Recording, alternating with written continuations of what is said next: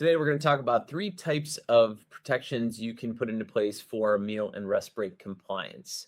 You can see here an employee punching in, and immediately they're asked to punch in question: Are you wearing your PPE? Basic fraud prevention and safety best practices, just as a reminder.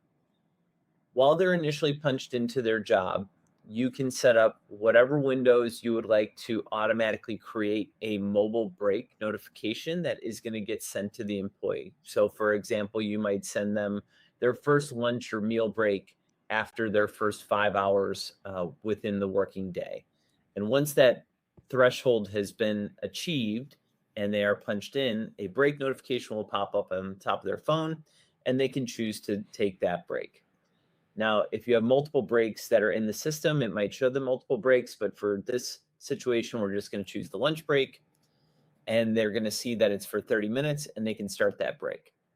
You can choose to actually lock out the employee from punching back in, or you can allow them to have a manual break override. If you do allow them to select a manual break override, they'll have to go through a couple of steps. First, it will remind them of how much time they have left. They'll have to say break override and then tap on their phone again to confirm that they are ending their break early. They're punched back in for the day, but if they ended their break early, you can set up an automatic alternative payment if that break was ended less than the amount of time that you allotted for, and you can choose the specific pay type that you want to make sure is included on their time card. But once they end their break, they are going to be punched back in for the day. And so they'll be back on working time. And then as a second step, when they punch out, we're going to collect another attestation saying, did you end your 30-minute lunch break today early, or did you take a full 30-minute lunch break?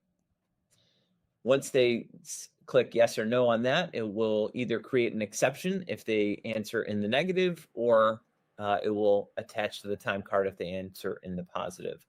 Once they approve their time for the day, after reviewing that on a daily basis, they will sign off on their time card and submit that for supervisor approval.